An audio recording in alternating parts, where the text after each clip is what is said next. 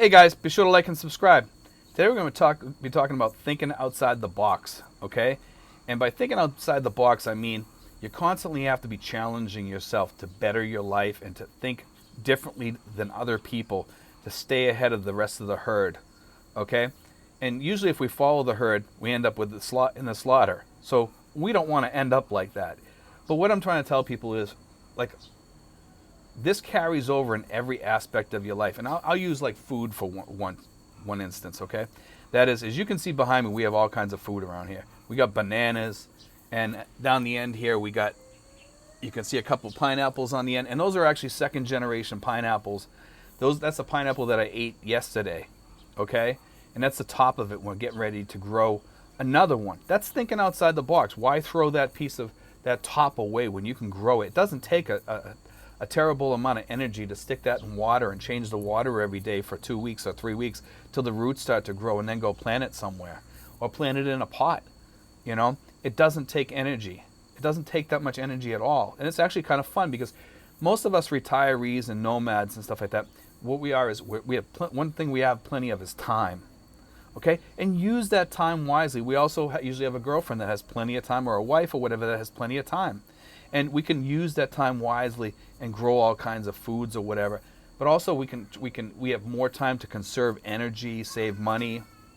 For me, I try to work on my portfolio, my stock portfolio once in a while. I do that. I enjoy doing that stuff. So make thinking outside the box an enjoyable experience, okay?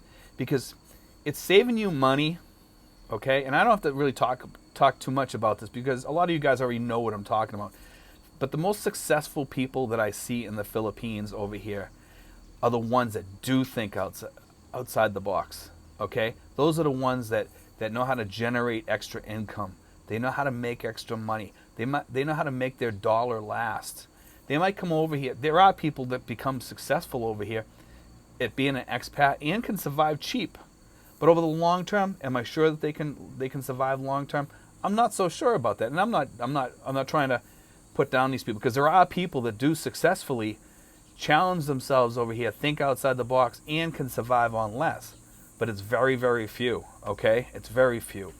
But most of the people over here, they challenge themselves to make more money over here or whatever, or to grow their own vegetables. So that way they don't have to buy food from the market or whatever. Or they raise chickens, raise pigs, raise goats, whatever. They do whatever they have to do to survive over here and to make it. And some of that they sell off to make a few dollars too.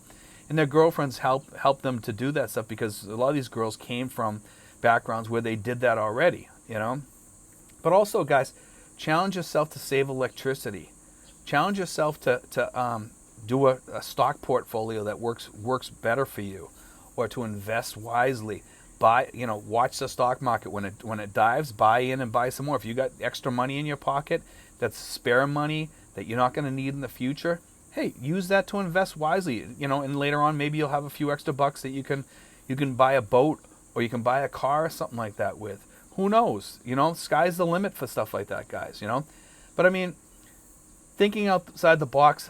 So many people that I've seen that that are people that live outside the norm of like society, that think outside the box. I see them successfully living and happily living. I see like these van lifers and stuff like that. Not only are they successful in their lifestyle, but I see them living in a beautiful van that's all fixed up on the inside because they vlog and they make extra money. I know one vlogger that's making about $60,000 to $70,000 a year, and there's also another one he's actually has made over $1 million living inside of a van by doing vlogging, and he continues to do that. Now, would I continue to do it that way? You kind of have to, because you kind of locked yourself into that if you want to keep your vlog going and keep your subscribers happy, you kind of have to keep on living like that. But what he does is pretty interesting.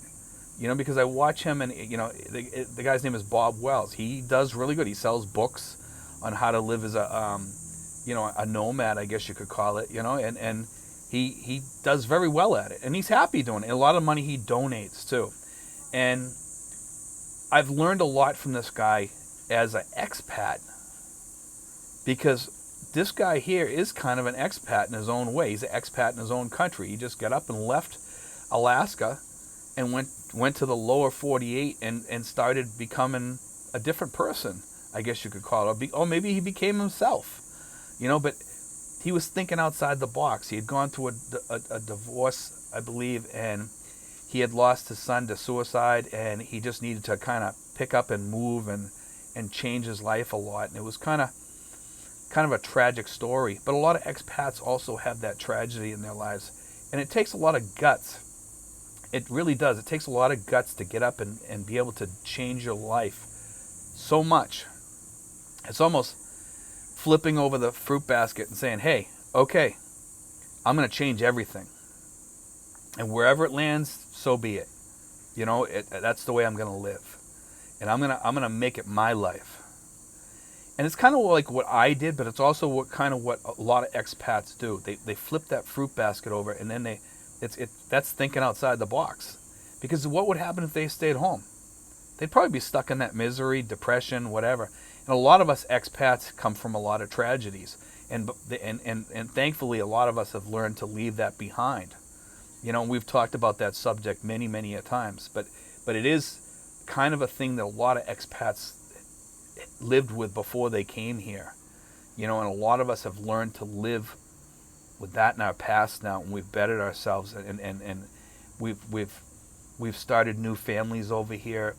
That's really thinking outside the box, guys.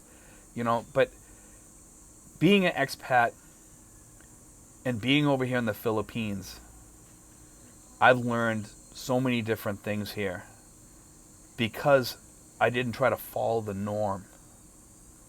And those things have probably helped me the most, trying to live outside the norm.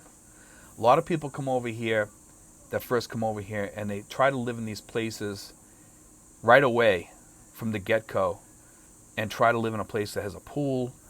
It's a nice condo. They're paying $600 a month for some of these places. They're getting robbed by their landlords, and they're not worth it.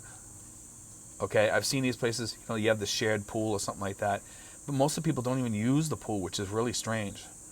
But anyway, they come over here and they go and live in those places, and they're not really totally happy because they don't even use the place. So they're throwing away like $500 of their rent for that pool, and that's a waste. Or thinking that the condo is really high end. I've gone into some of these condos, and I don't think that it's much different, with the exception of the paint on the walls and a few other things. I don't see it as much different than the place that I live. I really don't. For the money that these people are paying, they're just throwing away their money. And I was glad that I took my girlfriend's advice and lived where I live now. Was I kind of like jealous of people that had a pool? Yeah, because I probably would have used that pool. And that's the difference. But later on, I started discovering that instead of getting a one-bedroom condo for $600 with a pool, I could go to a gated community and get a 3-bedroom home with a pool. Now that's thinking outside the box. And I could live in a beautiful home with a beautiful garden outside and stuff like that, and it was near decent stores, upscale stores, and it was also lower scale stores that you could buy cheaper items if you needed things, fruit near a fruit market, things like that. So you had kind of the best of both worlds in that community. But that's thinking outside the box. When you get over here, give yourself time to think outside the box. Go into a lower place and then move up slowly, versus moving into an upper place and then being stuck there. Go lower. Go short term. See what you want to do. See where you want to live. Look around and learn the place and learn the way these people live. Think outside the box. Learn to think outside the box first, and then graduate up. Eventually, I plan on moving up. I really do. I plan on moving into probably a 2 or 3 bedroom home, a gated community with a pool, and I can get one of these for probably about $250. Okay, about $250, $300, somewhere in there. I can get a beautiful home with a pool that I got to pay 50 pesos to use for the day, and I don't mind paying that because it's a shared pool. And most of the time, people don't use the pool, but they keep the pool up beautiful, and you got a guard at the gate and other things. So you have safety, you have security, things like that. But don't pay $600 for a condo and come over here. learn how to live over here by learn to live cheap and low first before you start moving up into those higher places. Unless you got the money and you want to live like that. But I highly recommend, it's better learning to live cheaper and then graduate up. Okay? See how much it costs over here first. That's thinking outside the box. Not coming over here and saying, boom, I'm going to live high first. That's not the way to do it, guys. Live low first. I'm not telling you to go into a squatter's area by no means. I'm not saying that.